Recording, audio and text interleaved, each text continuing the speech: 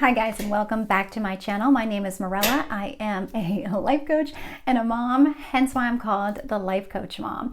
So today I want to share with you the 5 things that you need to stop doing today.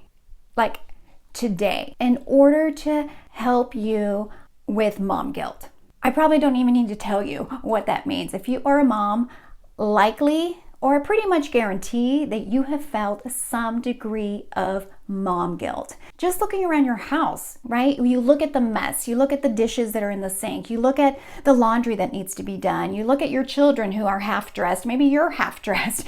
We are the best at beating ourselves up. We tend to compare ourselves to other people. We think that we're not measuring up. We have these huge standards and expectations of ourselves that we can't always meet. And that is the gap where this mom guilt can rear its ugly head. And this is something we really have to get a handle on. If you are in a place where this mom guilt is debilitating you, or you're feeling defeated, or you're feeling like you're less than, we need to figure out a way to remove ourselves from that way of thinking. Now, I happen to think that a certain level or a certain amount of mom guilt is sort of unavoidable and probably helpful, because most of us just want to be at our best as much as possible. So in terms of having this guilt come in, if it's serving you in a way that it's pushing you to be better and to do better, then I think that's helpful.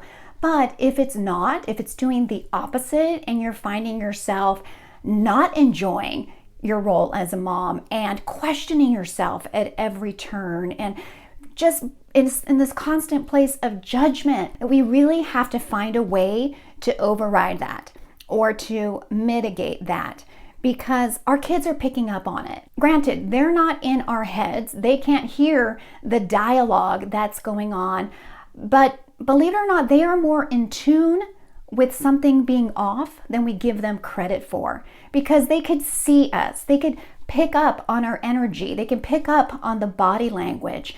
So this isn't something that's just affecting us. It is actually trickling out and affecting your home and your family, your kids and your spouse. So that's why I'm going to go right into the 5 things that you and I need to stop doing. And the first thing is we need to stop neglecting ourselves. And this is pretty basic. Getting enough sleep, getting enough rest, you're eating well, you're moving your body, you're exercising, you're drinking water, you're taking care of your mental health.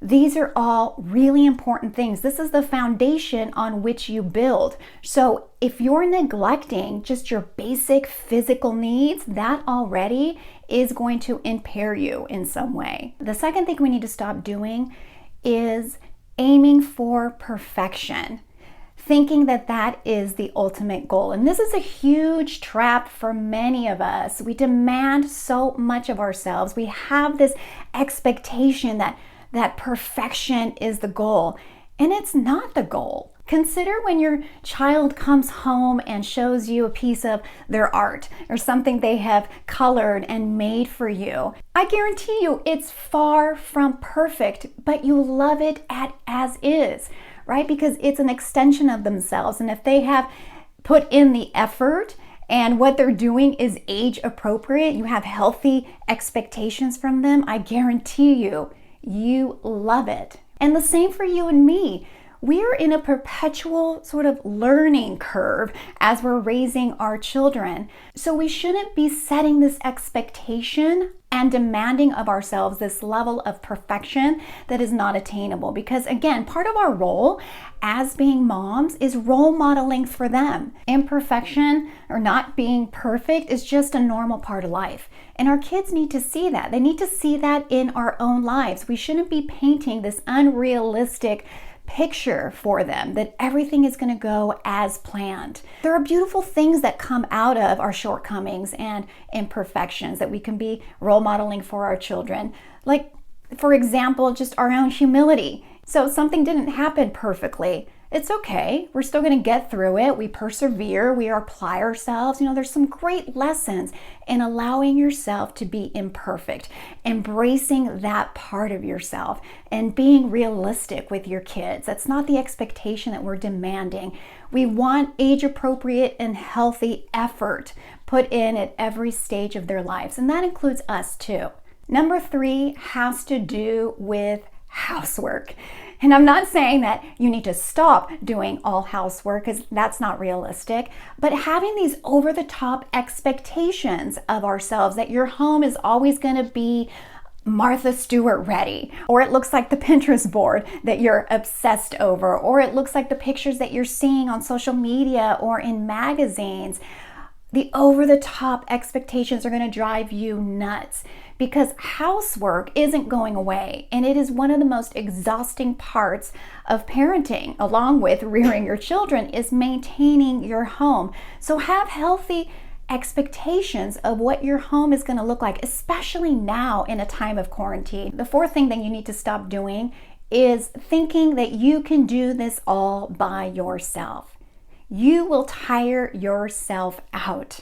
So this is what I want to suggest to you, that there are people in your life that you can probably count on to help encourage you, to help build you up. Those are the people who are givers. They pour into you, you vibe with them, and they're loving and encouraging.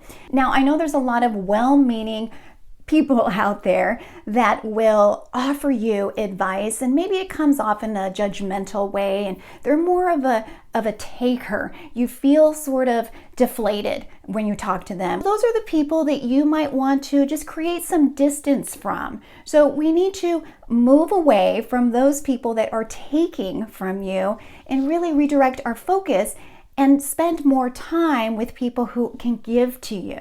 The 5th thing that we need to stop doing today is falling into a pattern of comparing ourselves. It's the comparison trap. And I feel like I can do an entire hour-long episode on this alone, because there are endless examples all around us. We don't have to look very far to see how we're not measuring up. And here's the truth. We're comparing ourselves all the time. Sometimes we'll compare ourselves to people who maybe don't have it as together, as we do. That can give us sort of this hit of superiority that, okay, I'm managing a little bit better than that person. So that's one type of comparison. And maybe we spend some time there if we're honest. The other type of comparison is we're comparing ourselves to the person who we think has it more together. And this is where I find that women tend to spend more of their time and energy doing, comparing ourselves to the people whose strengths we just simply don't have. And that doesn't make us feel so great. So here's the thing, you have your own strengths. People honestly are looking to you for the things that you excel at. So we need to get out of the habit of cherry picking those areas that we're not great at and then beating ourselves up for it. The best thing we can do is appreciate those gifts in other people. And if they serve as a point of inspiration for you, then great. Here's the bottom line. I want to help you take control of those thoughts, of the mom guilt. So I want you to be in the driver's seat of your own life, of your own day, of your own agenda. So how are you going to do that? You decide for yourself what you're going to care about. That's it. It's as simple as that. You, mom, get to decide what you're going to care about. So what's important to you? And here's what I want you to ask yourself. What is it that I need? And what is it that I want? Right? So you get to decide what you're going to care about. If you are meeting the needs of your family, meeting the needs of your kids, which means what? Just basic survival things. They're being fed, they have a shelter, they have clothes, they have medical care, they have your attention and your parenting. Those are things that kids need, your love and support, right? This area of wants, that's above and beyond. These wants are certainly something that you can strive for. But if your needs are being taken care of and the needs of your kids and your family are taken care of, then over here, what your wants are, those are just that. They're your wants. and go ahead and you can start working in terms of growing in these other areas. But again, you get to choose. You get to decide what is important and what you're going to care about. And once you do that for yourself, once you identify what that is, it almost gives you permission to relax on some of those things that are naturally taking over in your mind. Just remember, your kids don't care about half the stuff that you are obsessed about or that you're thinking about or that you're striving for. They don't care. If their needs are being met, if they feel loved by you, if they have your attention, if they have your focus, if you're spending time with them, if you're having fun with them and creating things, just enjoying those simple pleasures, that's what they care about. That you are in the present moment with them, connecting with them. That's going to take you far. If you've enjoyed this video and you got something out of it, make sure you hit the subscribe button and let me know your thoughts. And also, I'm always open to ideas for future topics. I'll see you next time.